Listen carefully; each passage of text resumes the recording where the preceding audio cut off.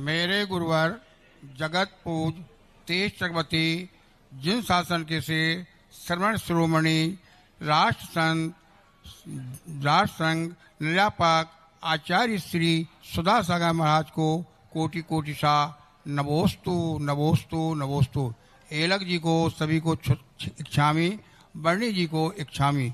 गुरुवर, हमारी जिज्ञासा है कि जीवन में सगुन और अपसगुन का क्या महत्व है और इसका जीवन में क्या प्रभाव पड़ता है। हे गुरुवर, सन 1987 में जब मेरे गुरुवर की उम्र लगभग 28.5 साल की थी और ललितपुर से आचार्य श्री ने प्रभावना हेतु बिहार कराया, तो उस समय 7 किलोमीटर दूरी पर एक महिला 3 कलश मिट्टी के सिर पर रखी गई और दोनों हाथ में 2 लिए थे। जब वो चलती थी तो उसका पानी झलकता था।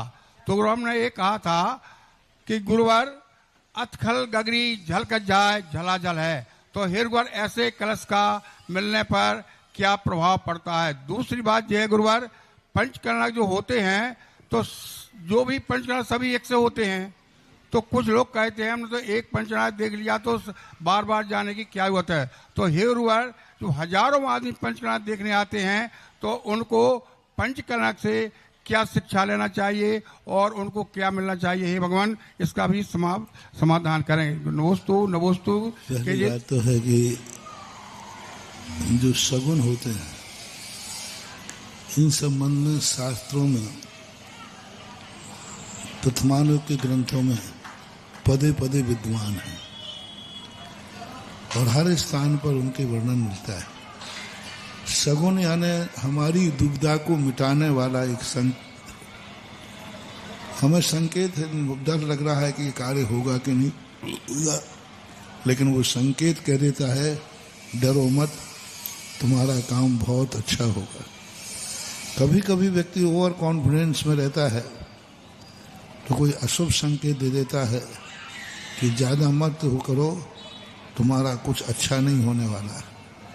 इसलिए सगुन और सुगुन को वो हमारा कुछ बिगाड़ते नहीं है। बिल्ली सामने से निकल गई, वो हमारे लिए नहीं निकली थी, वो तो अपने भोजन के लिए निकली थी, लेकिन वो हमारे लिए अनायास संकेत बन जाती है।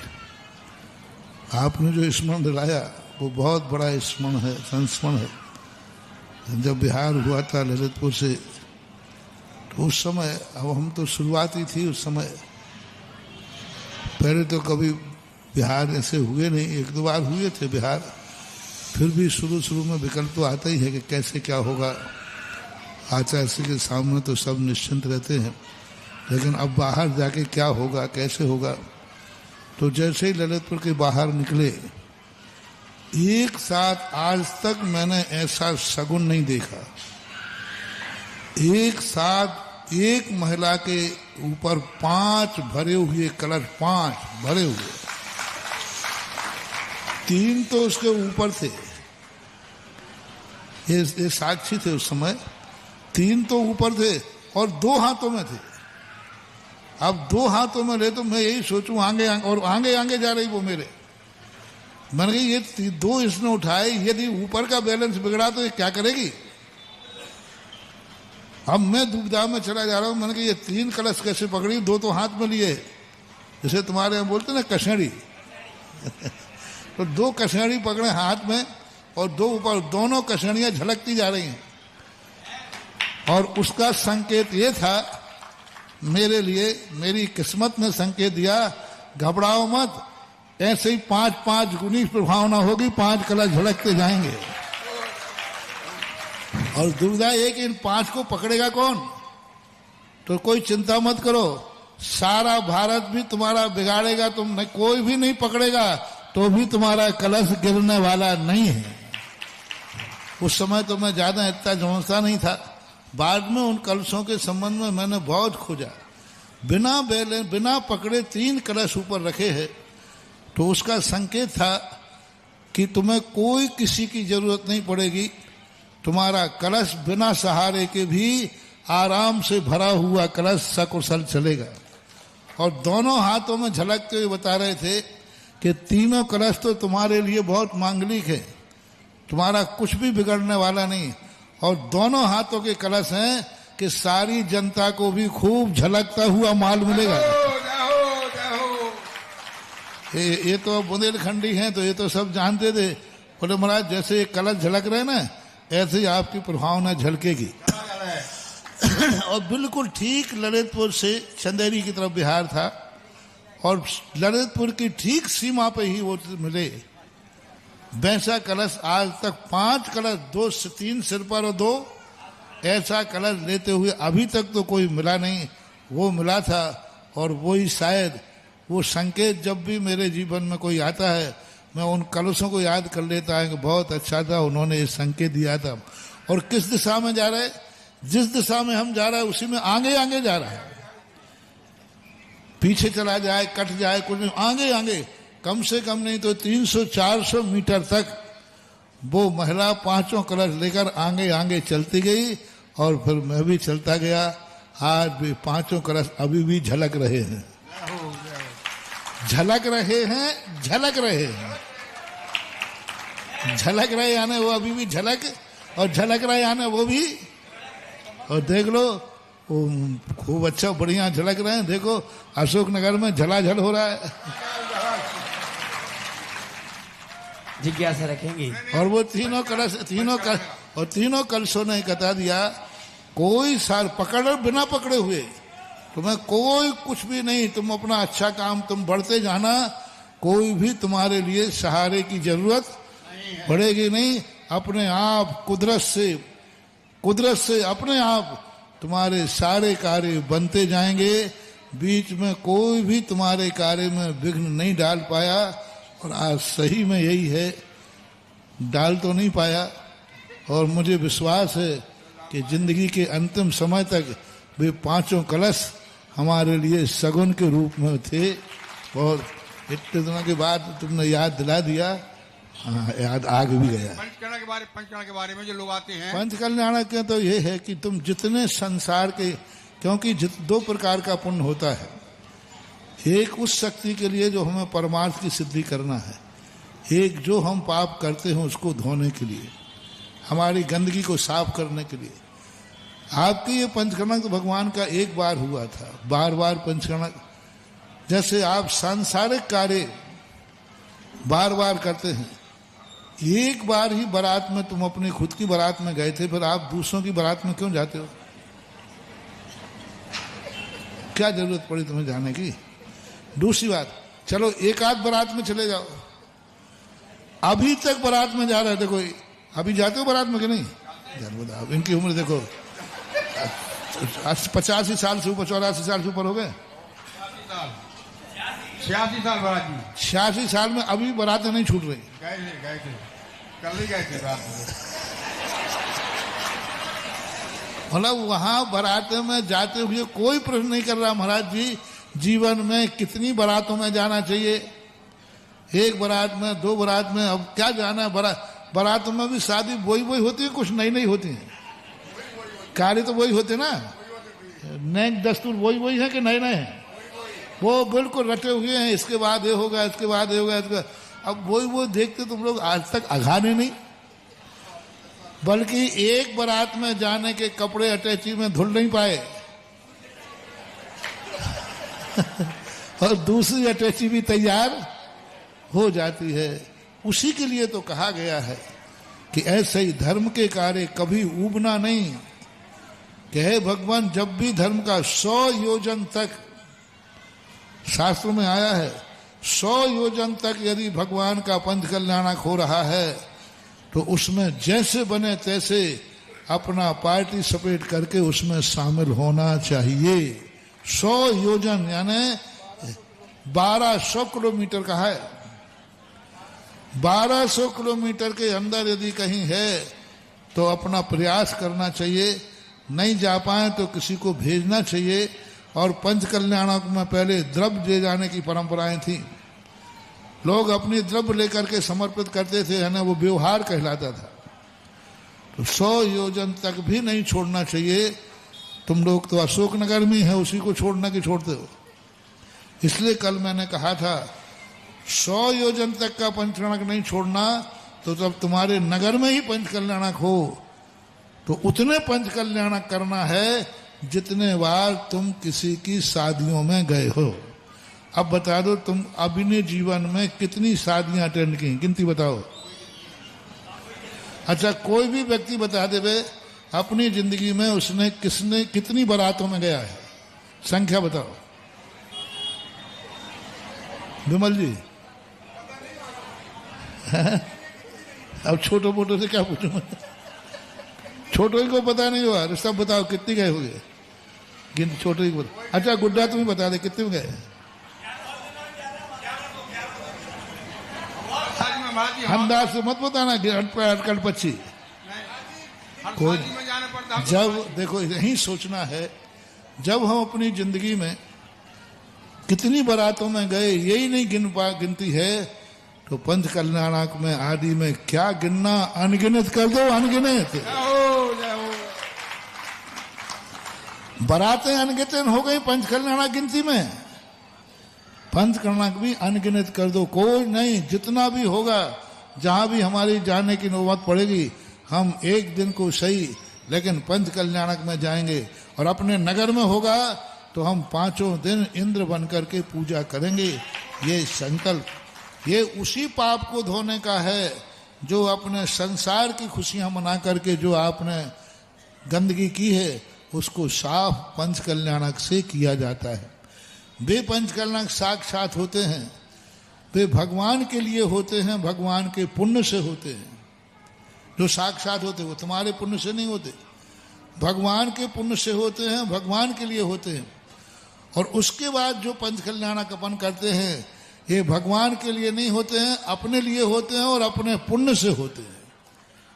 इन पंच कल्याणक भगवान का किंचित मात्र भी योगदान नहीं है, उनका किंचित मात्र भी पुण्य नहीं है।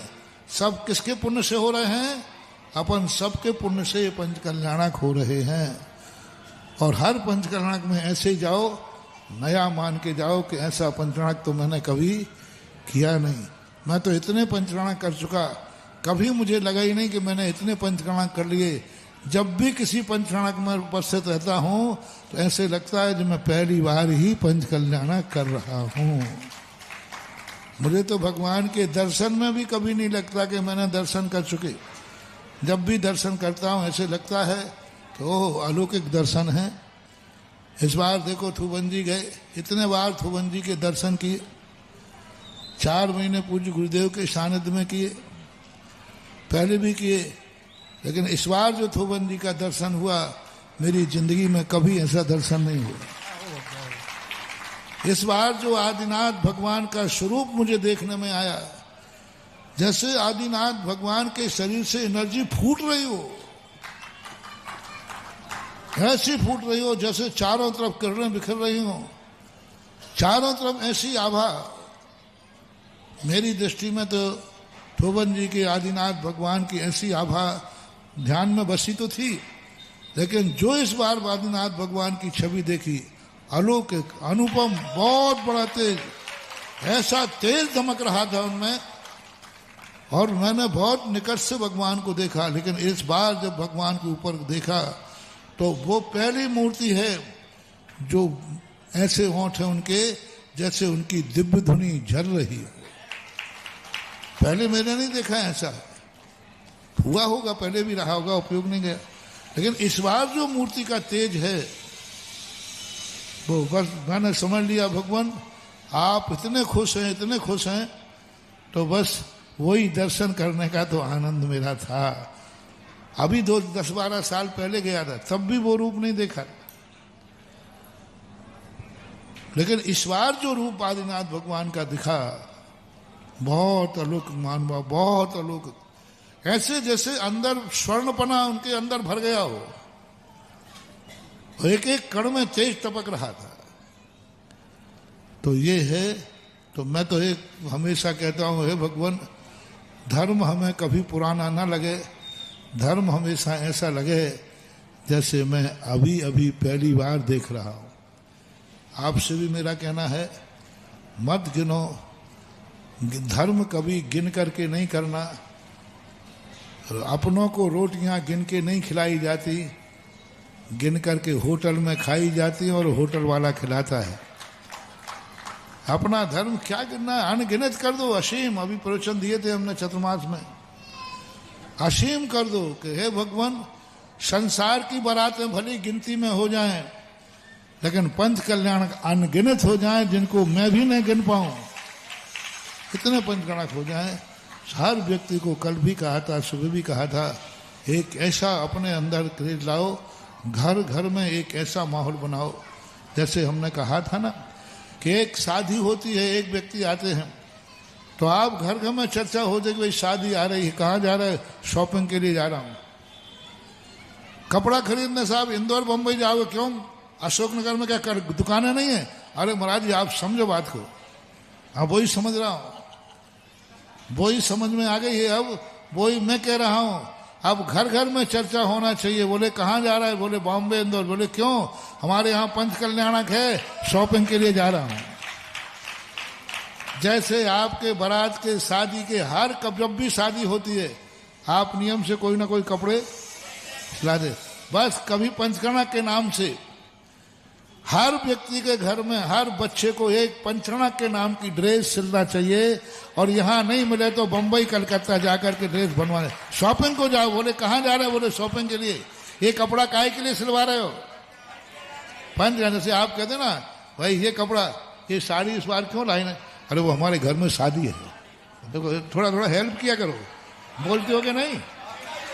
बस ऐसा ही कोई तुम कपड़ा कर, भाई क्यों साड़ी ले जा रहे हो? बोले मालूम नहीं हमारे यहाँ पंच कल्याणक हैं। वो ही माहौल बनाओ जो आपका शादी में बनता है। शॉपिंग करने जाओ। आज प्रातःकाल बहुत अच्छी बात आई थी कि हर घर में ये जाना माहौल बनना चाहिए कि अपन को घर में हर व्यक्ति, बच्चे से लेकर बूढ़े तक को पंच कल्याणक के नाम की एक ड्रेस होना चाहिए, जिसका नाम हो। ये ड्रेस क्यों सिलवा रहे हो? पंच कल्याणक के लिए सिलवा रहे हैं। चाहे भले वो पैंट शर्ट क्यों ना हो, ठीक है, नहीं बैठेंगे देखने तो जाएंगे, लेकिन पंच कल्याणक देखने भी जाएंगे तो वो ड्रेस पहन के जाएंगे जो पंच कल्याणक के नाम से बनवाई है। शादी में भी आप कोई पहनते हो, लेकिन वो इसलिए आप भी एक नई साड़ी ऐसी खरीदो, अच्छी बढ़िया खरीदना, 10-5 हजार की खरीदना। लेकिन वो बोले ये किस लिए खरीदी है? तो वो साड़ी पहनकर पंच कल्याणक को देखने जाओगे, लेकिन उसका नाम होना चाहिए पंच कल्याणक वस्त्र। चाहे वो पूजा में बैठो या न बैठो, तो एक उल्लास होता है। सवाल वस्त्रों का नहीं है, सवाल एक बहुमान का है, सवाल एक श्रद्धा का है कि घर घर में एक एक चर्चा। और जो कहिए घर घर में अभी से तैयारी कर दो। जो जैनी जिस मोहल्ले में रहता है, उस पूरे मोहल्ले की गली को अपने ऐसे सजाओ जैसे बारात आती है उस समय सजा दो। हर व्यक्ति को अपने मोहल्ले की गली में क्या क्या सजाना, कैसे लाइटिंग करना, कैसे क्या बिछाना, वो हमसे ज्यादा आप जानते हो। अकेला घर ही नहीं, घर तो सजाना ही है, पूरी गली सजना चाहिए। और अपनी अपनी गली के जितने घर रहते हो उन सबको मीटिंग कर लेना चाहिए। कोई पंच कल्याणक में अपन अपनी गली सजाएंगे और दरवाजा, वो चाहे किसी भी कोने में रहता हो। और ये आप करिए, फिर इसका फल देखिए आपको क्या मिलने वाला है। जब पंचकर्णक भगवान की एनर्जी, सारी दुनिया की एनर्जी, भगवान जब अवतरण का मंत्र पढ़ा जाएगा पंडाल में, उन सब घर घर में जाकर वो मंगल जाएगा जिस घर वालों ने अपनी गली को और अपने द्वारे को सजाया होगा। तो ये कार्य अभी से शुरू होना चाहिए। गिनती नहीं, कितने पंचकर्णक, कोई सवाल ही नहीं, ऐसी बात। आइए पूज्य गुरुदेव।